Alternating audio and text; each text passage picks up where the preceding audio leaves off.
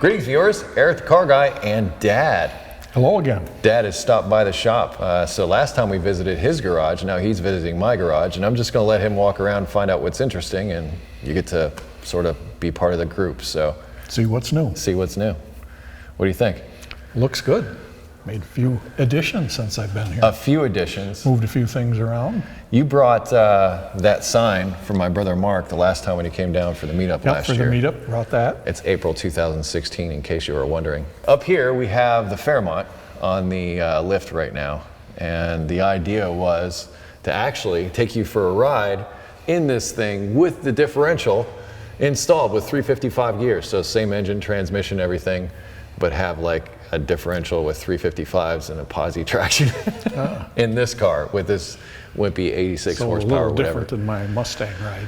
Well, you know, Dad has an 87 Thunderbird, which is built on the Fox body platform. Yes. So in essence, we share parts. So I might have some leftovers. Yeah, we do. We share parts. Trying to get this differential set up, and we ran into some serious difficulties. It's a mechanic. There's always curves.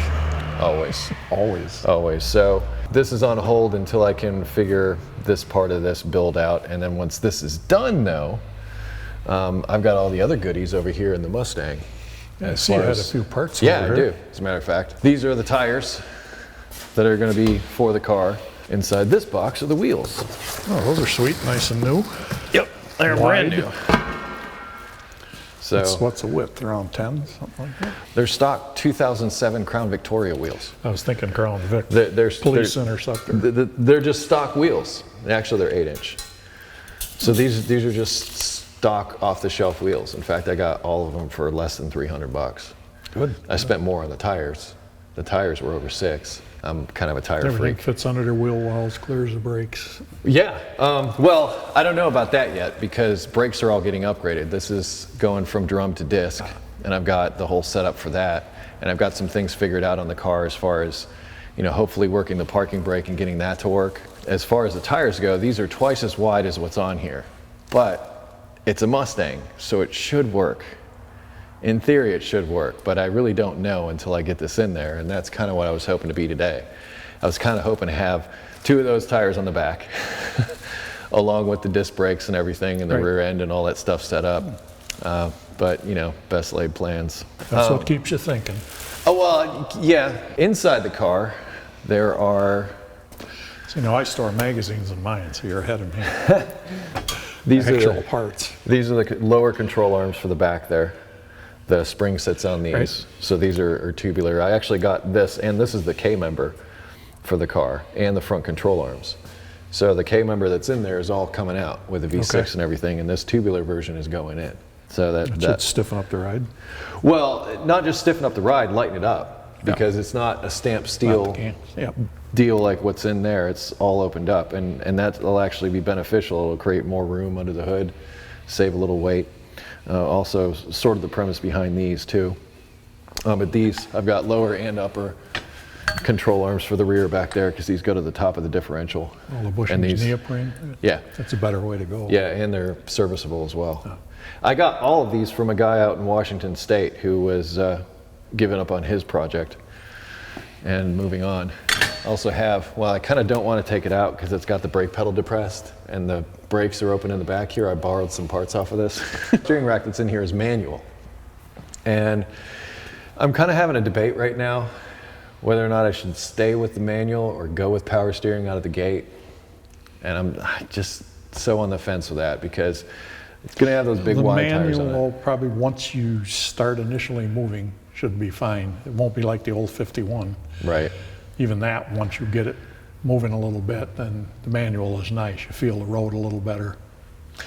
And that's where I was at. I mean, like, because that all of this stuff, he sold me coil springs, front struts, these control arms, pretty much the entire system, this K member, all of it. Yeah. I got Power it as a steering's package nice deal. for long road trips and all that, but it does take a little bit of power. Uses some of your power to run it. I'm not so concerned about that because honestly, by the time I'm done, I think I'll have plenty of power. I don't think that's going to be the issue. So I don't think I have to save by not running a power steering pump. I have a manual rack there. I could use the manual rack.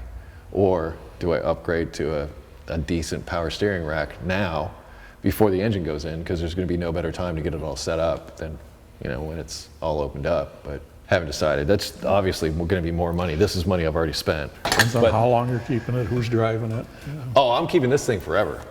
I'm going to be buried in that thing with as much effort that I'm putting into that. Geez, I'm going to have to get plot next to my Thunderbird then. Something like that, yeah.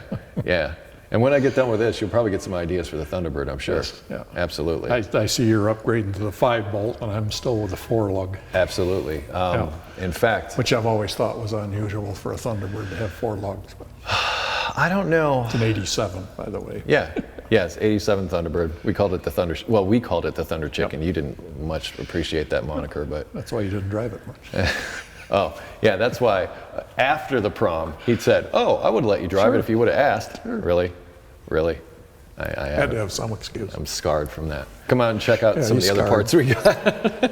Here's the axle for that 5-lug conversion. All right, for the rear. Good. Yep. And these are upgraded to 31 spline from 28. Spline. So they're beefier, thicker. Yes. All that kind of thing. So definitely strengthening up the rear end in this car substantially from what it is now. I think that's like, I can't remember, it was like 7.6 rear end or whatever that is. It's just some little dinky. I'm not sure myself. I think it's a variant of what they put in the Model T. I'm not sure. But these, I know I got springs with that are over there, but I was very specific on the ride height that I wanted, and also one of those springs are cut. So these are my coil springs they're good for about a 1-inch drop for the car. I don't want to go crazy. I just want to drop it down a little bit just to give it some attitude. But these are the pretty blue springs front and back. Oh, nice.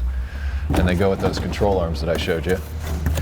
This guy over here is the T5 transmission. It's all rebuilt, ready to go in. 5-speed? 5-speed. In fact, Paul Cangialosi. I peeked. I saw your shift knob before. Oh, go ahead. You can get it. Yeah. Go ahead. Get it out. Get it out. Just didn't look at a Ford part. I know. But what do you think of that? Nice pattern. I like just the classic white is what I went with on that. Don't try for 6th gear, though. Right. Yeah, don't. That would not be good. There's only 5.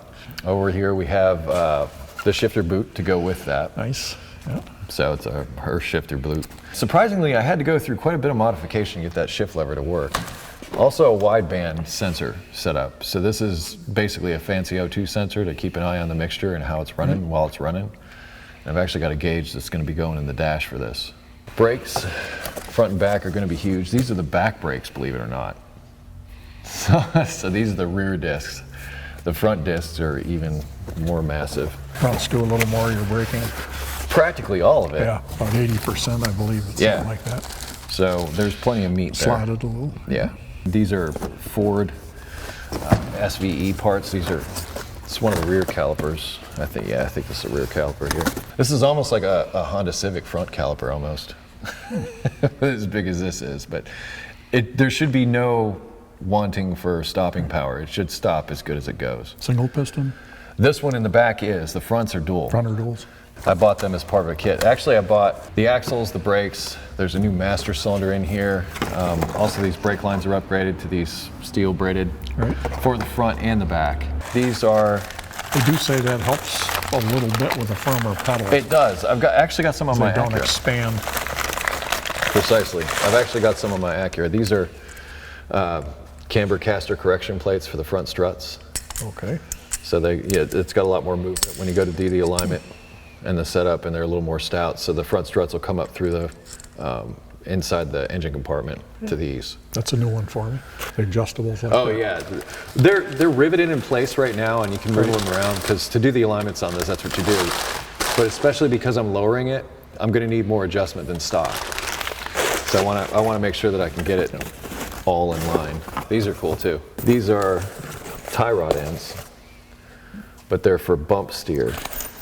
So they're specially designed. They drop down a bit from where the power steering rack actually comes in about this far under, where it actually connects to the knuckle, and that's to prevent bump steer.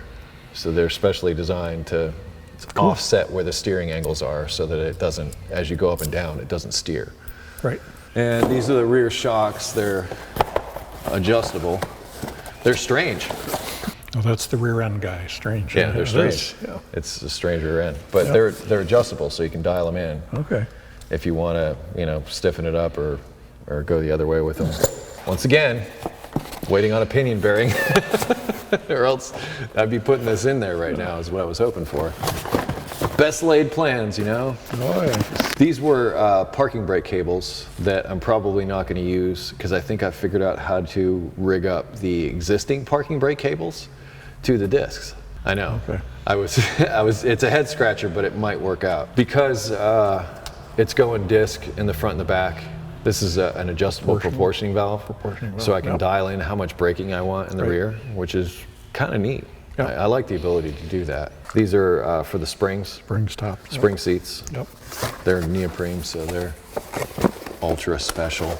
And I can show you part of what's in here. Well, I can show you all of what's in here, but viewers can only see part of it because they're not ready for what the other part is. Ah, cool. So those are my gauges. Those are the ones I was telling you about. That's the ones you were looking up. Yep. Very nice. I just got them the other day. Yep, nice job. Super excited about it. I can't wait to see what they look like at night. That's the ones I was looking at in the magazine. That's the same company. Did you go to the website and like play around with the backgrounds? Didn't have the time, but I did bring you down a magazine with roll cage information on building a cage. On building a cage? It just so happens I'm talking to Eastwood and they're coming out and they're going to do that with me. I've got an article on it at all. Awesome.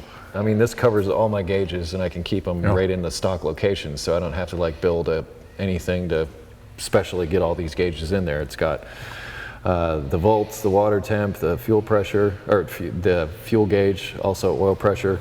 And then over here I got a tach, and that, believe it or not, down at the bottom is a shift light, an LED that you can set. And it's a couple inches too small for my 51, so I won't walk out with them.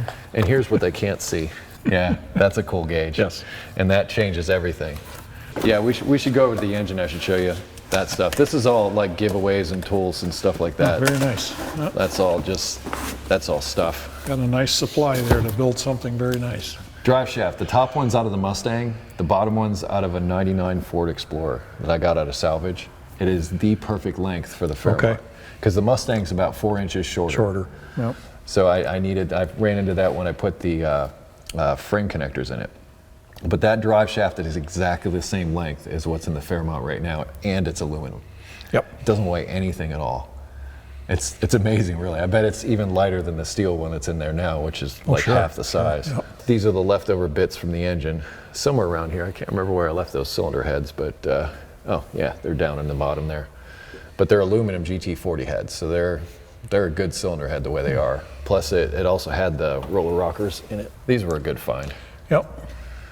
Yeah, and I'll probably the way to go. Yeah, and I'll probably keep those. It had a roller cam as well. So I've got a good transmission and almost rear end, complete suspension system.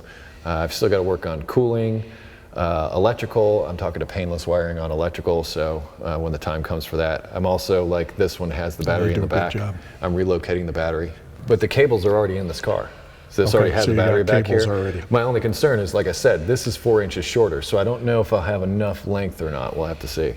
What's in this box is totally top secret.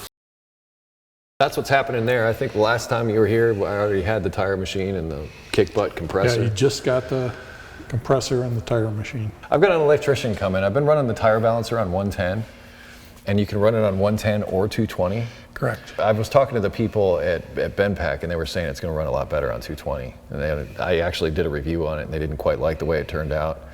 So I've got the electrician coming, and he's actually going to branch off of there's 220 going to the tire machine. Correct. I'm going to have him branch off and come over to the balancer, and he says, so long as you don't run them both at the same time, you'll be fine. Yeah, it's three wires, I think. I think you run two 110s and a neutral back. I don't know. I think that's how they get it, because that's the way I got my welder. Well, and that's the other thing. He's going to be putting in some 220 over here for a welder and possibly a pipe bender for that whole roll cage thing that you mentioned earlier. So he's coming in to do that. And I'm also getting 3 more lights like these that are up around the side here, put in over here. That'll help, yeah. Yeah, just to brighten up this side of the shop. So plugs over there and over here for welder is the idea, and then more lighting. Brake lathe, which... Yeah, I don't know if you had that or not. Yeah, I had it, because this and the tire machine and all that stuff showed up at the same time. Okay. But we can, these are grill covers, by the way. They work really well. But see, the dust and everything that's on this is why I keep this, so that when I open it up, it's like Christmas every time. I clean it off when I'm done. But we're going to do something cool as an experiment with this. And I'm going to take the flywheel for the Fairmont, and I'm going to machine it with this. Try to lighten it. Not lighten it, just to machine it, like to get it ready for a new clutch. Okay. I don't know if I had this car, now that I think about it. This is another Acura, just like what I got out front. I don't remember seeing this one. You had the maroonish. Still driving that one. This one's a 5-speed though. So I may take the transmission out of this and put it in that. I don't know, I haven't decided yet. But this is a running car, $400. Plus it's got a bunch of spare parts. 5-cylinder? Yeah, 5-cylinder. That threw me. Yeah. Counting sparks at 20 valve, and I go. Yeah, it's weird. Yeah. It's different. It's different, but it's super torquey. It's like really great off the line. It's like the only Honda I know that can really take off from a dead stop, but it's just such a well-balanced car. And the other reason, because they placed the engine the way they did, and the fact that it's mounted longitudinally like this, and they put the transmission behind it, and then actually they've got a differential that comes off the transmission, and they got drive shafts that actually go up through the oil pan, so it can go to the front wheel. So it's front-wheel drive. People think it's a rear-wheel drive, but it's actually front. But the reason they did that was for a 60-40 weight distribution. So it handles really well. It's really nice. I mean, they're quirky and weird. But anyhow, the brake lathe. And then the measuring tools and everything else. And like I said, I'm going to try to machine the flywheel on this. And actually, they say in the manual, I read the manual, they said that you can do it. Yeah, so it's totally legit. Yeah, it's a lathe. In there. Well, what they do when they machine flywheels is they don't use a lathe. They use a stone on a table. And the table rotates, and the stone just sort of grinds it. It's ground. It's not cut so much. We actually had one at a place where I worked, and I've actually machined them. And they were just different stones that you put on. The only issue... They do that so that the finish is a little better for a clutch and not so smooth and shiny? Well, exactly. So sometimes you get that Brunelling and that cracks and all that kind of stuff on a flywheel from somebody, the clutch gets hot. Gets hot. So it changes the metal. So to start with a good surface, I've oftentimes just taken like a Roloc disc and an air tool or die grinder and just cleaned it up. And I've been fine with that for years. But this adds a whole other level. The thing is, with the, sometimes they have the locator pins for the pressure plate. You have to get those out. So it's like a special slide hammer that you get. We had one of these with with our flywheel machine. And you had to like get them out of there first. Hi, geese. But you had to like slide hammer those pins out before you could do the machining. If not, they would get in the way of the machining. But there's no locating pins on mine, so I can just machine away. I don't have to worry about doing any of that. Special tools is what this has become. Drills. I got this cool brake flare tool from Eastwood. Oh, I had a double flare? Yeah, I had a brake line that was bad on the Acura, but it was up behind the gas tank, and I couldn't get to it with like conventional means. This thing worked really well. It got up in like a really tight area. Should live closer. I just had all that done on my Concord last week. Oh, I got brake line and everything. I'm good. I've got all the bending tools. Disc. I got it. I'll build you brake lines all day long. In fact, I can't wait to do them on that differential as soon as I get that pinion bearing. I'm not going to let that go. 196,000 now, so I'm good for a while. So yes, Chrysler products. Dad's driving them. 196,000. 196, yeah. What is it? Concord? 2000. 2000 Concord. Still going. And a good car. Winter car too. Yeah, so very good. You weren't kind to it. And over here is the press, which we just used to take off that bearing. Yep. That I keep coming back to. Keep crying about that. I'm not going to let it go. Get yourself a lot of pieces of cut off pipe and slugs and all sorts of stuff. This is why I'm saving old bearing races. You save stuff like for that. For that very kind of thing. Pipe nipples. We've got outer races on regular tools. bearings. Yeah, outer. Like we used to keep a lot around the shop. Yep. And that's exactly why I'm keeping it, just to have sort of a tool kit when it comes time to press stuff. But this guy, I've been using the heck out of it since I got it. Yep. And 20 ton is perfect for this shop. I did find its limits. I had a Ford Explorer I was trying to do rear wheel bearings on. I had to burn them out. I literally had to burn them out. I had this press maxed out all the way. It just wasn't happening. They were just they have molecularly bonded in some way. We had some old German rails out of a machine we had. That's a great idea because, they don't flex. Yeah, the blocks for these are more expensive than the press. Right. You'll spend like $600 on a couple of blocks. Yep. It's like these were bearing rails out of a German machine. Well, then you know that they were well built. They were hard. Yeah. Oh yeah. Spring compressor. Don't use it much, but when I use it, man, is it nice to have. Oh, yeah. Whenever you're doing struts, stuff like that, super nice. This table has become a parts table. It's like a roll around. It's got like a roar and stuff in it, but it's just sort of become a parts table. And then got all my compressed air run over here. I've finally fastened this down to the table, and I took my old vise. I don't know if you noticed my new one over there, which is awesome. I took my old vise and put it back over on this. So this is like the fine tuning play around bench. And this is my battery charging station. I've got a bunch of batteries under the bench here, but they maintain. So it like charges up really slow, and it's got a desulfator on it. So anytime I need to keep a battery good, I just put it over here and Keeps it going. yeah, desulfates it. I've actually taken batteries off of that charger after they were done, and they had, I think one of them had like almost 14 volts off the charger. Yep. Like ready to go. I was just amazed at how much it was able to bring old crappy batteries back. And then chemicals and oils and fasteners. This is kind of where I keep my pile of nuts and bolts. And I'm kind of glad because I needed fasteners for the backing plates for the disc brake setup on the rear end. I just came over here and pulled a bunch of them out of the pile. Yep. I needed 6 of them. Found them and they were all, Specialty tools, duct tape. yeah, exactly. Actually, these days I've been into Gorilla Tape. Yep. Same thing, just, I don't know. I bought a roll of it and I really liked it. I'll have to try that. Haven't tried it yet. New tires for the Element.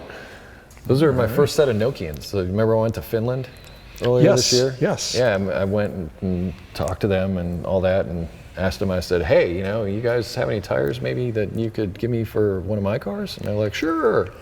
And they followed through. So now I got my first set of Nokians that I'm going to try on this guy. Quite a set for carry-on. I know, right?